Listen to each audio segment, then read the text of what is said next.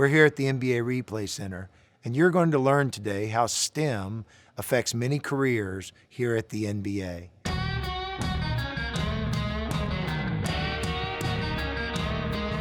Obviously, everyone wants referees to be perfect. Referees want to be perfect. Coaches want referees to be perfect. Fan bases want referees to be their view of perfect, which is their team getting the vast majority of the decisions in their favor. But for us, we understand that as human beings, we're going to make mistakes. The idea of our mechanic system, our foundational pieces, our curriculum, our trust, and our teamwork on one another is that we're more likely to reach excellence if we do that. When we make the decision to put air in the whistle, we expect our referees to get 90% or more of those calls right. And that's very, very important to us. It's great to work with the best athletes in the world. They're so good, they're so fast, that if we don't sequence our vision, we're not quick enough to keep up. One of the things our analytics department has shown us is that when we miss certain types of violations, they often lead to fouls on the opposing team. When an offensive player gets away with a travel, it often leads to a foul on the defensive team. That's an unfair advantage to an offensive team, and therefore we have to change how we're refereeing the game to make sure that we don't miss those first violations. As soon as an offensive player catches the ball, we've instructed our referees to focus on the offensive player's foot. When the dribble gets released legally, we then transfer that vision to the defensive player, and it's not just as simple as watching it like we watch something on TV. For us, our core values as a staff depend on teamwork and trust.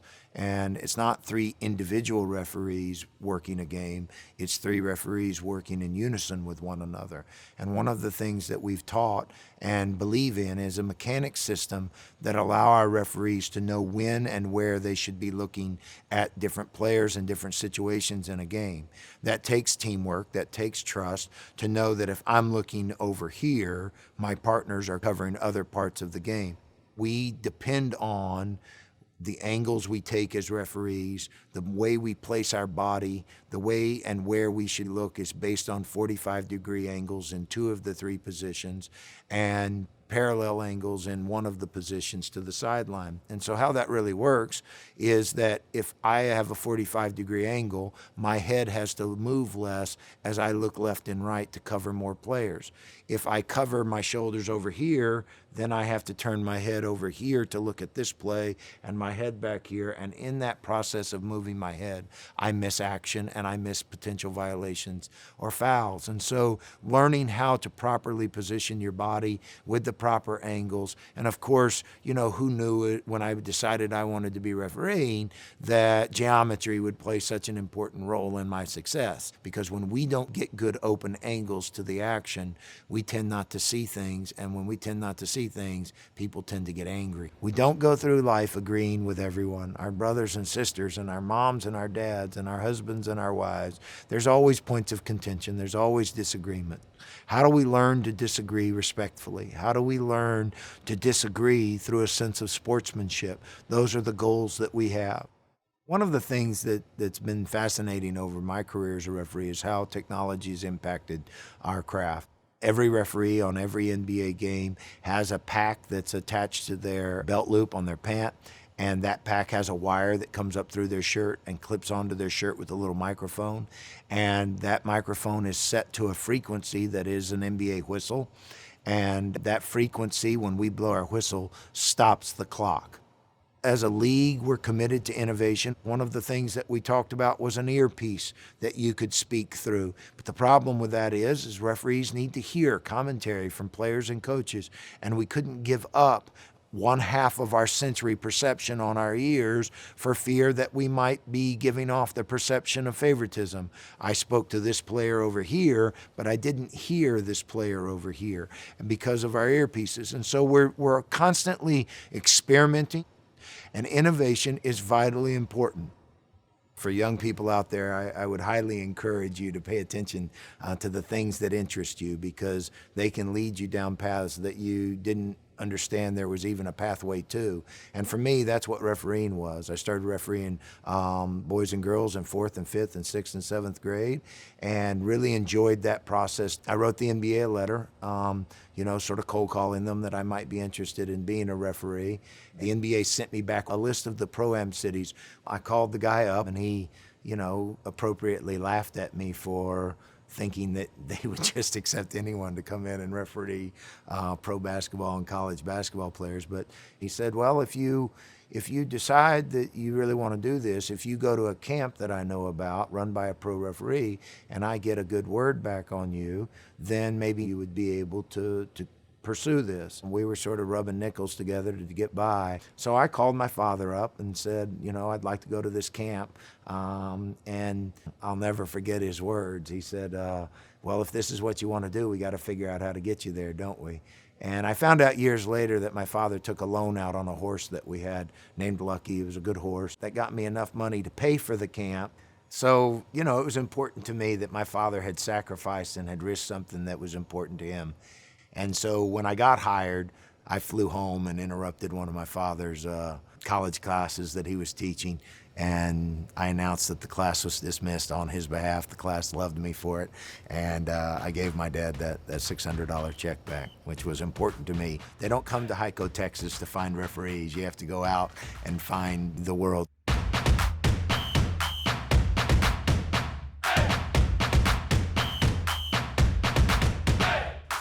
Hi everyone, we're here at the NBA headquarters in New York City, and I can't wait to tell you guys about what I do. Digital media is a field I never thought I'd be in. My plan for myself was to work in finance and work down on Wall Street, but I ended up at the NBA and I get to be in numbers every single day. Growing up, I loved computers, I loved technology. My mom and my dad are my biggest inspirations. They moved here from Armenia, they worked minimum wage jobs, and my mom in 1998 decided to go and get her bachelor's degree in computer science. And that was my biggest inspiration. And sometimes I look back and think about that 8-year-old girl who was reading math and technology textbooks, and now she's at the NBA doing huge mathematical and statistical projects for NBA executives, and I couldn't be happier with where I ended up. For my job, I look at social media data. I look for patterns and trends to see what users like to see on social media. What players do they like to read about? What players do they like to watch videos of? There's so much data that we have, and there are so many rows of numbers. And you can't really find a trend and a pattern just staring at rows and rows of numbers. So you have to find ways to analyze it, run a statistical analysis, run a mathematical analysis. All of that involves that algebra and that statistics that you learned in high school. And so when you visualize it and when you use the right averages and the right calculations, you get to find that one number that tells the best story. And that's the most important part of my job. One of the best examples I can share is a huge project that I worked on last summer where we were taking a look at our mic'd up content. Mic'd up is an incredible feature that we have that allows viewers to listen in on a conversation that a player is having during a game. We were posting those videos on Facebook, on Instagram, and on Twitter without any captions. And we were realizing that around 80% of people were watching the video with the sound off. And for a video that's focused on the sound of the game, having people watch it with their audio off didn't make much sense. So seeing that helped us make a small but very important change, and that was adding captions to our videos. And that now allows users to engage with the sound on or with the sound off. Come on! Let me hear it! Let me hear it! Come on! You good? 2. Push. Left. Wait. Let's go, Jimmy. Oh, yeah, I like this. This place is about to get locked. I like this. Hey, keep shooting. No, you're good. I was waiting on this side, though. Is it believe it? Oh, yes. Oh, my God. Believe it! Since we made that change, we realized that engagement around that video increased. Mic'd up content is amongst some of our best performing content last season and this season. While technology is important to analyze the data, we have to make sure that we include that human touch so that we can understand why fans like to see certain players and certain teams. We can look at the averages all day and use that to tell a story, but being able to understand how people are reacting to our content is very, very important. So I'm going to show you guys an example of the type of work that I do on a daily basis. One of the data points that we look at is follower growth on Instagram and all platforms. One of the coolest things that we found last season was a follower growth on Instagram for Donovan Mitchell, who was a rookie last season. He started the season off at around 80,000 followers. By All-Star, he was at 580,000 followers, and he ended last season at 1.3 million followers. He was by far the fastest growing player on Instagram last season, and he continues to grow on a daily basis. We look at this data across every single player on Instagram, every team account, every league account, to understand the trends and to see why they're growing so quickly. And that's where that human touch comes in, being able to understand how that player performs not only on social media and not only on court, but off court with the fans. And when I look at this data, that's the story it tells me. On our team, we share our insights with executives and the whole league. So being able to share our findings and tell that story is very, very important. And that's something that I'm still working on and that I work with my manager to fix all the time. Because you can look at numbers and you can be able to visualize data and share a picture, but what insight are you going to find? How are you going to use that data to make a change? And that at the NBA is one of the most important things. Technology has changed so much since I was a kid, and you guys are surrounded by it. There's so much that you can do with technology, and there's so many careers in technology that if you really understand how to use it and you can shape your career around it, you can be extremely successful. Everything right now in the world relies on technology and data, and being able to understand how that works, well, you got the power in your hands.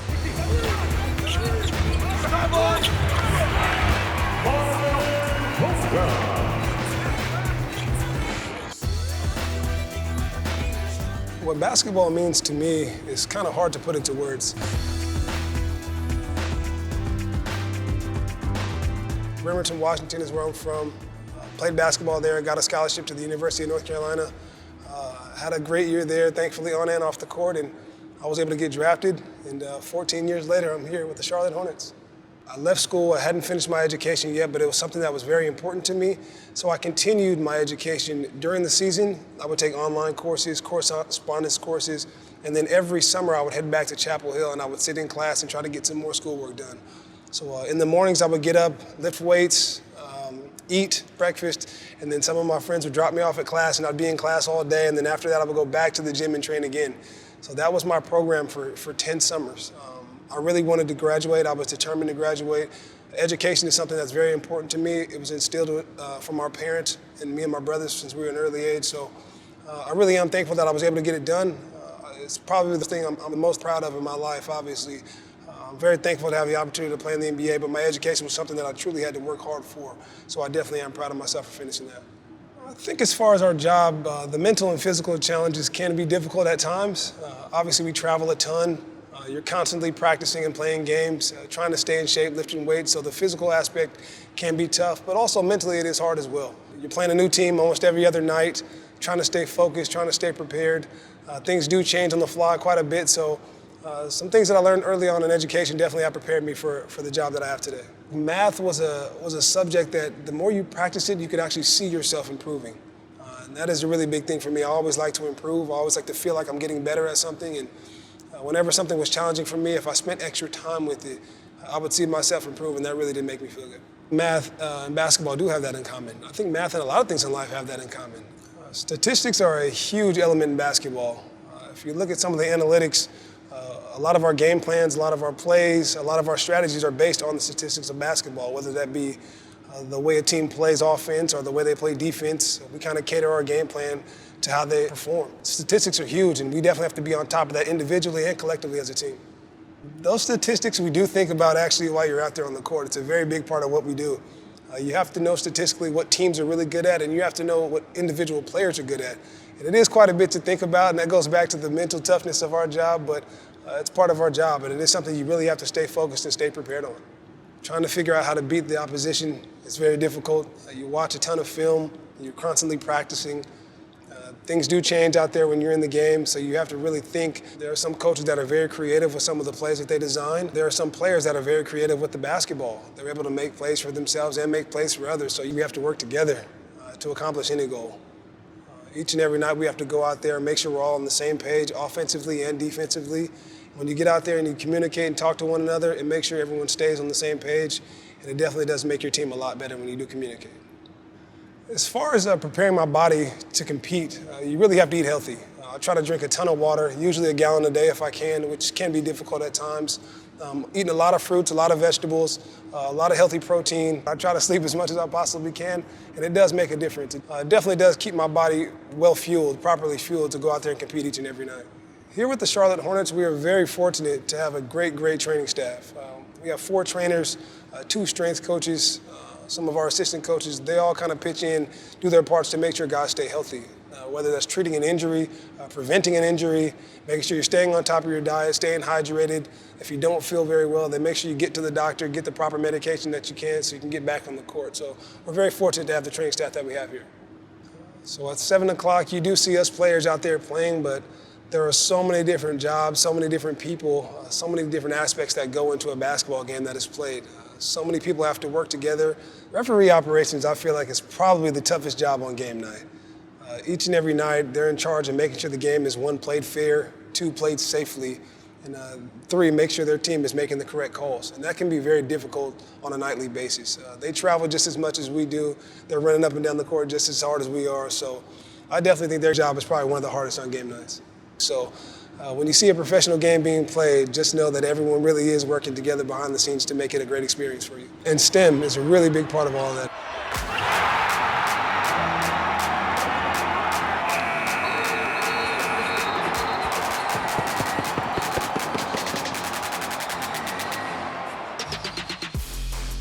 So here we are at the NBA Replay Center. When you're at home watching a game, it often goes unseen the teamwork and collaboration it takes for the on-court officials and the replay center here to work together to get the most difficult plays called correctly. And any given night, we have technicians sitting here calling out the most difficult parts of our game to referee. So the ball changed direction. See, it definitely hit his heel then. Okay, that would be perfect to show the referees. They call that out to a senior replay coordinator along with an NBA official. When you see an NBA referee give this signal on the floor, that triggers certain avenues here at the replay center. Take that, we were in replay here. We start pulling up the plays. We start getting the best angles to be seen. Best first, so what camera angle is this? Clearly in his hand? Okay, actually there's your answer. And with that collaboration of on-court and off-court, we get the most pressurized calls called correctly. That seems to be the best. Sean, how are you? Yes. Good, here you go. Every NBA game has 9 camera angles that we can look at here in real time to give instantaneous feedback to on-court officials. Camera 3, camera 4, camera 5, camera 6. Well, we have clear and conclusive on 2 angles, so that's the order we would want to show the refs. There really is no angle that we can't get here that provides the most definitive looks for the pressurized moments that our NBA referees have to live under. Our work here at the Replay Center is intense. You're asked to do work in real time under great pressure. Like all of you studying for a test, NBA replay officials have to be ready for many possible outcomes. They don't know what's going to happen on any given night, so they have to be prepared. Technology is a great tool, but the balance between in-person skills gained over many years in collaboration with new technologies is what brings the highest level of officiating to NBA basketball.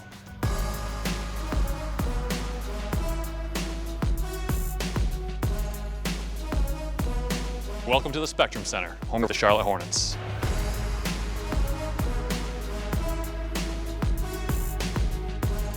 When I started at this arena, it was being built, and I have been here ever since.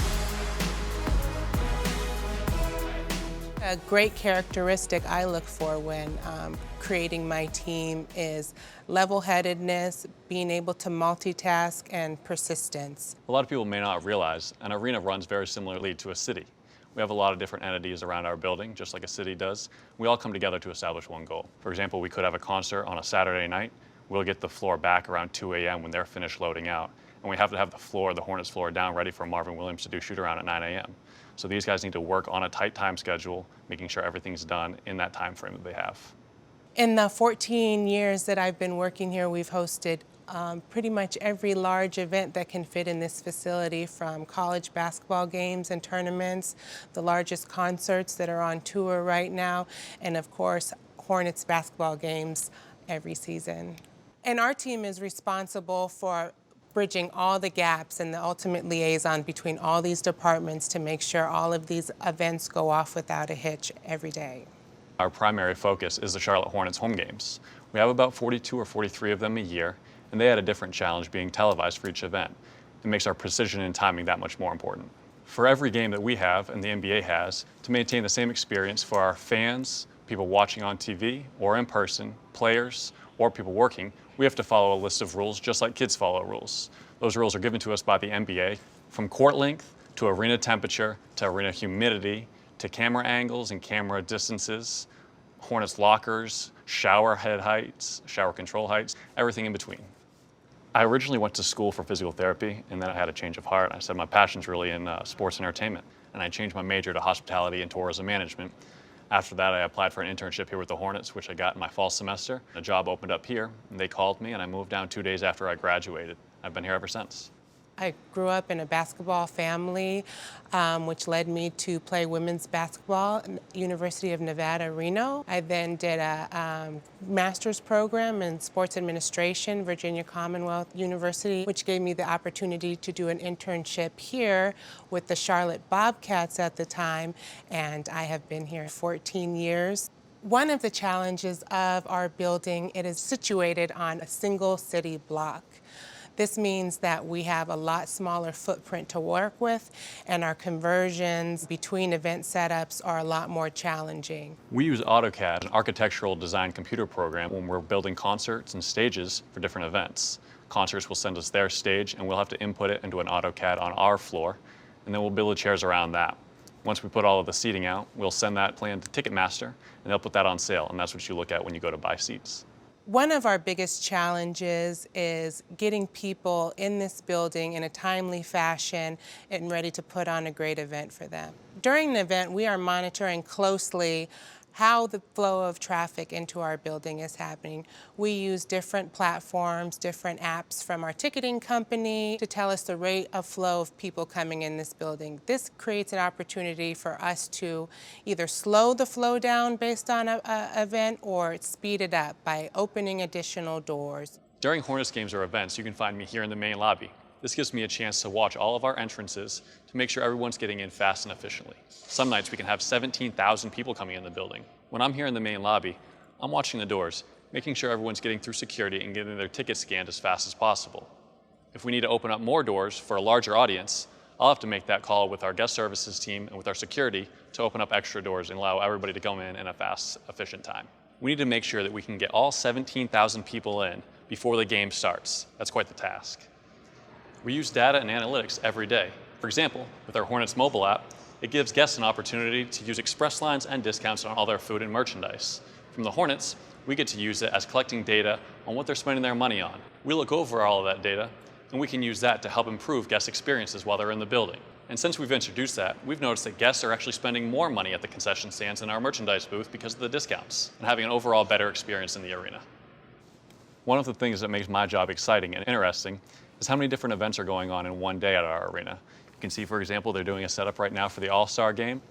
The biggest challenge my team has right now is trying to balance creating a great environment for all of our normal events. We're having one of the biggest concert seasons we've had. Of course, the Hornets are having a great season while we prepare to host one of the largest events this city and, of course, this building has ever hosted in the NBA All-Star Game, and we are so excited it is here.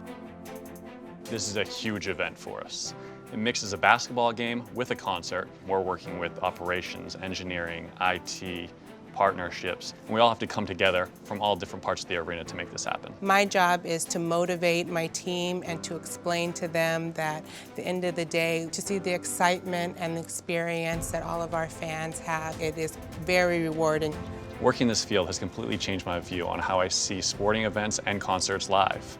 I know about all the work that goes in from everybody around the building to make it happen. Once you do this for a living, you can never look at things the same way again. I love my job. It provides a different experience and atmosphere every day. Growing up, playing basketball and being around in the sport of basketball has taught me a lot of discipline and perseverance and hard work that has made me very successful. What I would tell kids is no matter where you're from or what you come from, whether it's up in Maine or right here in Charlotte, North Carolina, if you're passionate about something, you can chase that dream.